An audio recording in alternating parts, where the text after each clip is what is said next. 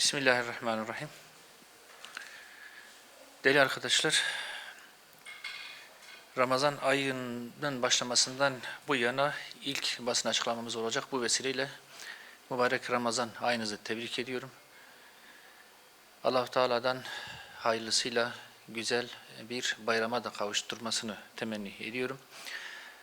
İç ve dış gelişmelere dair birçok konuyla alakalı partimizin değerlendirmelerini sizinle paylaşmak amacıyla buradayız.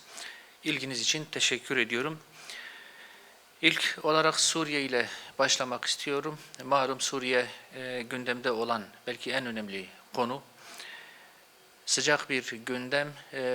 Özellikle Siyonist rejimin sözde Başbakan Netanyahu'nun da bazı açıklamaları konuyu biraz daha gündeme taşıdı. Netanyahu'nun Suriye'deki Dürzilere ve Kürtlere el uzatma anlamına gelebilecek bir mesajı oldu geçenlerde. Terör rejiminin bölgedeki çıkar hesaplarının bir parçası olduğunu düşündüğümüz bir açıklamadır. Doğal olarak Netanyahu'nun ya da İsrail'den herhangi birisinin ne Kürtleri ne Dürzileri ne bunların iyiliklerini düşünebileceğini biz asla düşünmüyoruz. Onların Suriye'deki durumunu kendi çıkarları için kullanmak istediği açık olan bir husus.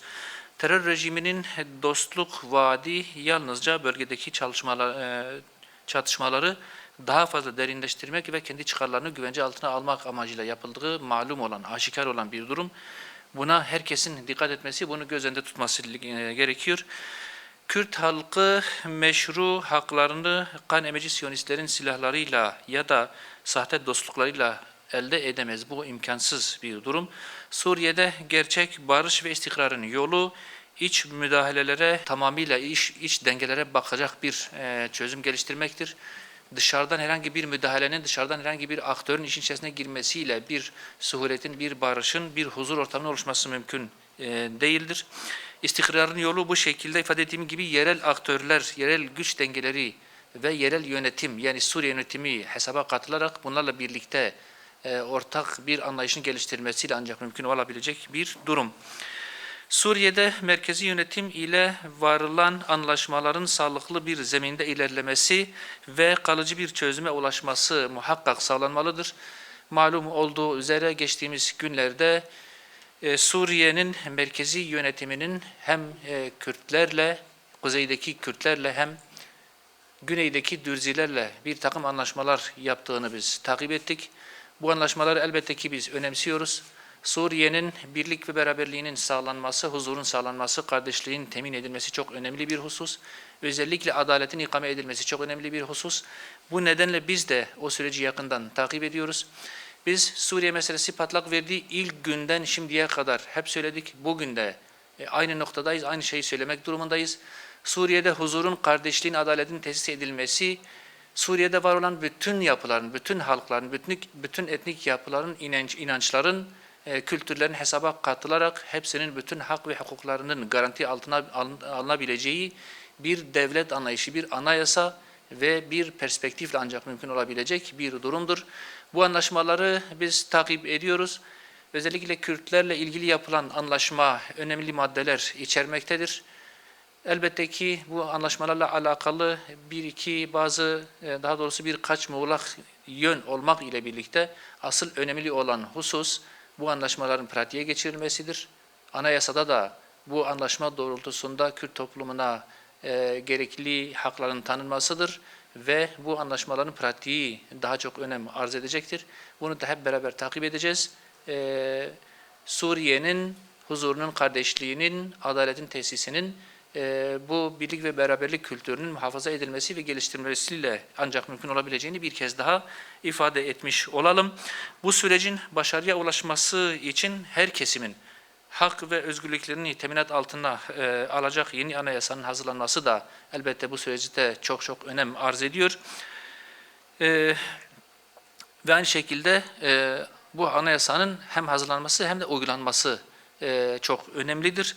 Bölgesel istikrarın ancak bütün hakların, bütün toplumların, bütün kültürlerin, bütün inançların haklarının anayasada yer verilmesi, korunması ve bunların gözetilmesiyle mümkün olabileceğini de bu şekilde ifade etmiş olalım. Bölgesel istikrar ancak halkların bir arada yaşayabileceği adil bir sistemle mümkün olabilir. Aksi takdirde dış güçlerin müdahalesi Suriye'yi daha da parçalayacak, kaosu ve güvensizliği derinleştirecektir. Böyle bir karambol ortamı, bütün herkesin hakkının, hukukunun garanti altına alınmaması da doğal olarak dış aktörlerin işin içerisinde müdahil olmasına da kapı açacak, ülkenin yumuşak karnı haline gelecek ve art niyetli devletler ya da yapılar ülkenin kaosunun, istikrarının devam etmesini, sürekli hale gelmesini sağlayacaklardır ki hepiniz de takip etmişsinizdir. İsrail'in Amerika'ya dayattığı, Amerika'dan istediği temel bir husus var. Barış ve istikrara kavuşmuş bir Suriye, İsrail için çok ciddi bir tehdittir. Dolayısıyla Suriye'nin sürekli bir istikrarlılığa mahkum edilmesi gerekir gibi bir temel perspektifleri vardır. Bizim bu oyunları bozmamız gerekiyor. Değerli arkadaşlar, Suriye halkı emperyalist çıkarları olan aktörlere karşı uyanık olmalı ve kendi kaderini kendi elleriyle belirleyebilme salahiyetini muhakkak ortaya koyabilmelidir. Değerli basın mensubu arkadaşlarım, ikinci konu olarak gündemde olan, Türkiye iş gündeminde önde olan iklim anlaşması ile alakalı husustur. Meclisin genel kuruluna henüz gelmemekle birlikte meclise sunulan, alt komisyonlarda şu anda bulunan iklim anlaşması ile ilgili hususu biz çok önemsiyoruz. İklim anlaşması malum Avrupa Birliği'nin dayattığı bir anlaşma, Paris İklim Antlaşması ve buna uyum sağlamak için hazırlanan ve Türkiye Büyük Millet Meclisi Genel Kurul gündemine gelmesi beklenen, yakın bir tarihte gelmesi beklenen iklim kanunu bizim perspektifimiz, bizim anlayışımız noktasında ciddi sıkıntılar taşıdığı düşünülen bir iklim anlaşmasıdır. Türkiye'nin ekonomik yapısına uygun olmayan tarım ve hayvancılık gibi stratejik sektörlere ciddi zararlar verebilecek düzenlemeler içermektedir. Bu anlamda hem siyasi partilerimizin hem milletvekillerimizin Türkiye'nin bu temel stratejik politikalarını hesaba katarak bu iklim anlaşmasına yaklaşmaları gerektiğini düşünüyoruz. Herhangi bir fiziksel ya da ahlaki sınırlama olmadan sanayi ve teknoloji kapasitelerini katlayan Çin, Amerika Birleşik Devletleri, Avrupa Birliği'nin bazı ülkeleri ve diğer bazı dünya ülkelerinin imza atmadığı, hiçbir şekilde taraf olmadığı iklim anlaşmasının bugün ülkemiz tarafından kabul edilme noktasına gelmesi doğrusu bizi de üzüyor. Avrupa Birliği uyum yasaları çerçevesinde belki değerlendirilen bir çerçeve, bir anlaşma gibi görünüyor ama hiçbir anlaşma ve hiçbir uluslararası platform, Avrupa Birliği de dahildir buna, Türkiye'nin genel menfaatlerinden, genel stratejilerinden, genel dengelerinden daha önemli ve daha üstün olamaz. Dolayısıyla ülkemizin stratejik politikaları, çıkarı, özellikle gıda anlamında kendi kendine yeterli hale gelmesi gibi önemli stratejinin böyle bir yasaya kurban edilmesi asla kabul edilemez. Her geçen gün de özellikle bazı art niyetli yapıların, Avrupa Birliği'nin bazı aktörlerinin, özellikle Türkiye'nin ya da diğer bazı ülkelerin kendileriyle rekabet edebilecek duruma gelmemesi için özellikle bu anlaşmayı silah olarak kullandığı da herkesçe malum olan bir durum. Türkiye'nin bu anlaşmanın gereklerini yerine getirmesi demek, küçük üreticilerin yok olması ve sanayi maliyetlerinin de katlanması, tarım ve hayvancılığın da baltalanması anlamına geleceğinden Türkiye'ye çok ciddi zararlar verecektir.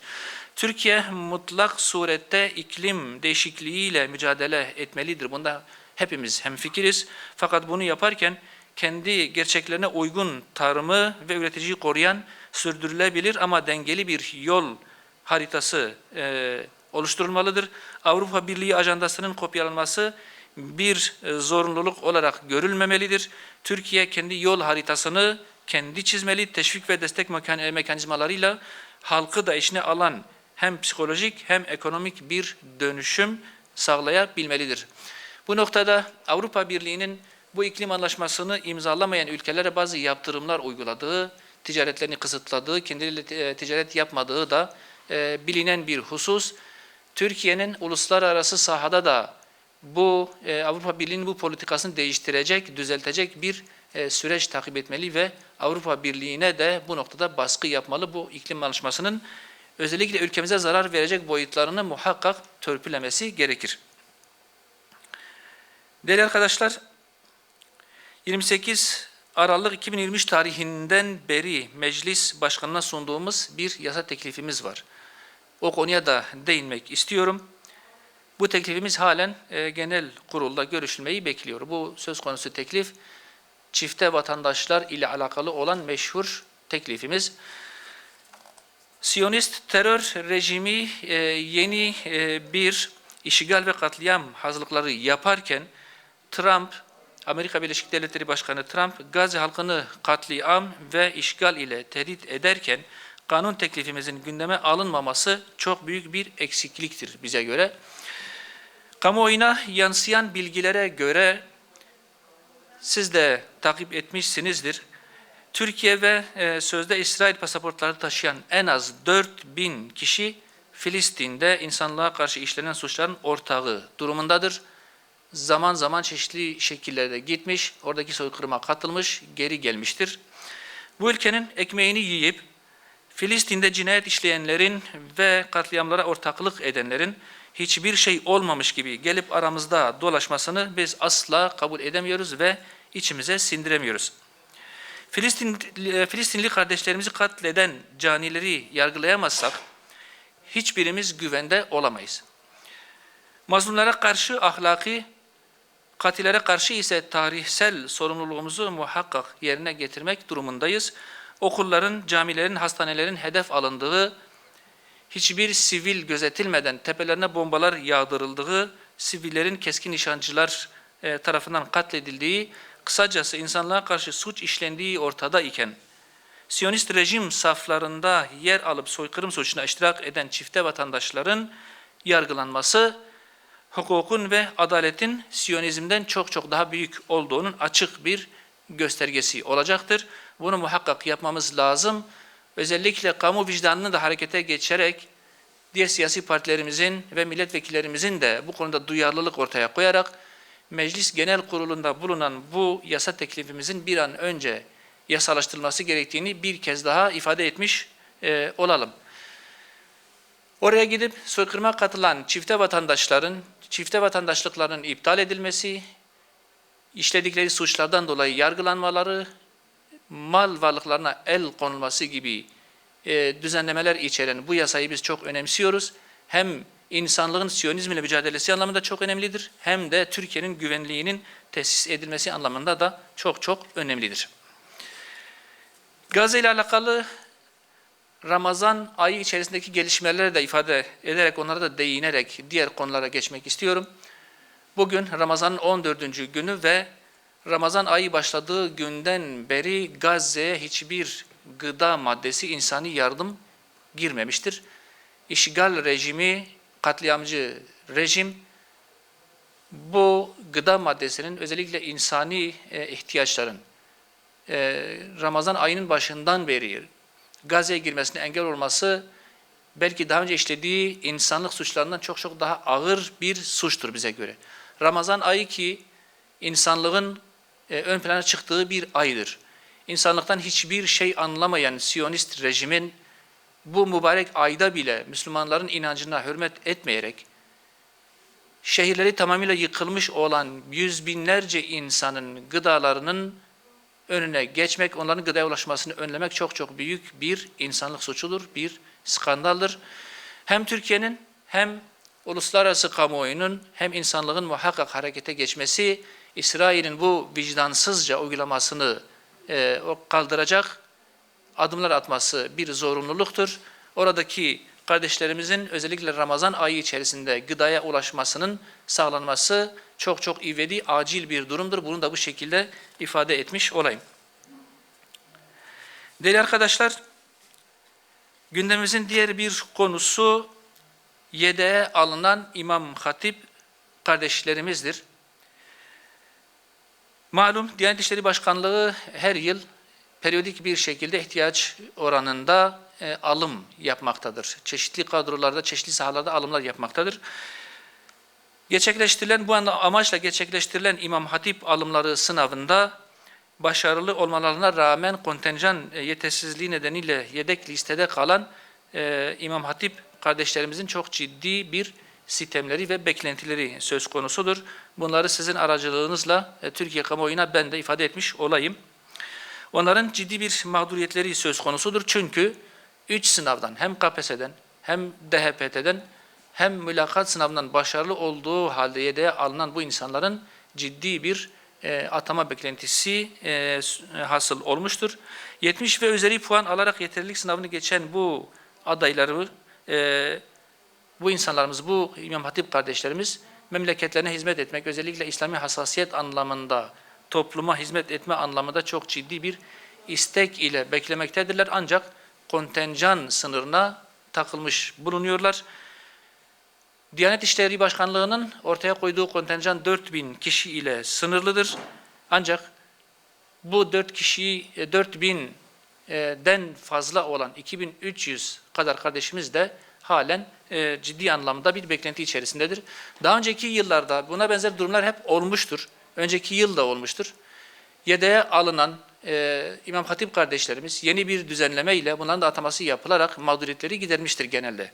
Ama bu yıl henüz böyle bir şey yapılmamıştır.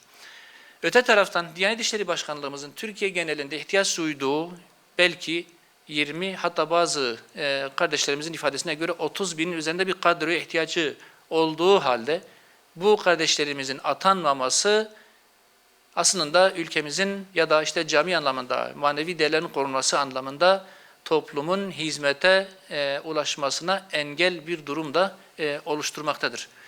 Bu anlamda Maliye Bakanlığımızın da Diyanet İşleri Başkanlığı'na verdiği 4000 kadroyu artırarak en azından bu 2300 İmam Hatip kardeşimizin de atanmasını sağlayacak yeni bir düzenlemeye şiddetle ihtiyaç vardır. Onların bu taleplerini de bu vesileyle ifade etmiş olalım. Son olarak değerli basın mensubu arkadaşlarım, Fransa'daki başörtüsü yasağına da değinerek konumu bitirmek istiyorum.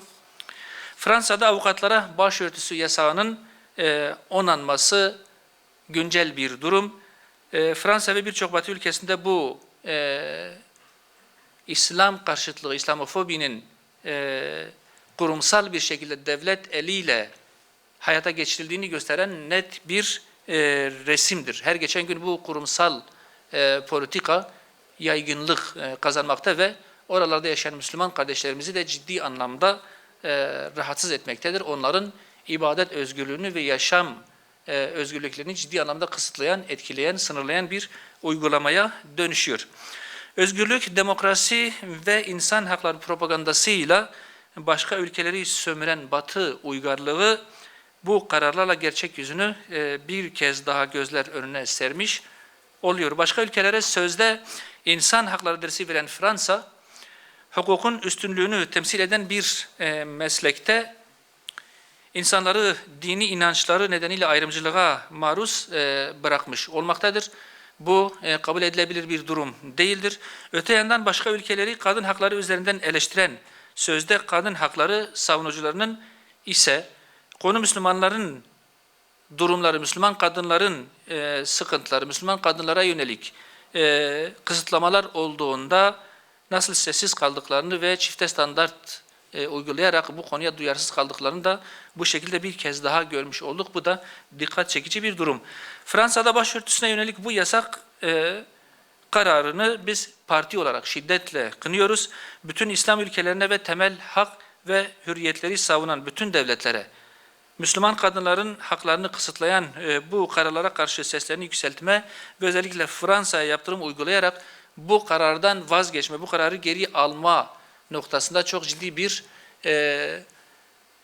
harekete dönüşterek onlara geri adım attırmaya davet ediyoruz. Avrupa'da İslamofobinin her geçen gün yaygınlık kazanması, İslam ülkelerinin bu konuya duyarsız kalmalarının bir sonucu olarak biz görüyoruz. İslam İşbirliği Teşkilatı ve diğer Müslüman ülkelerin oluşturdukları platformların bu konulara daha fazla duyarlı olması, özellikle sonuç getirecek çok daha önemli adımlar atmaları gerektiğini sizin vesilenizle ifade etmiş oluyor. Basın açıklamamızı bitiriyoruz. Teşekkür ediyorum.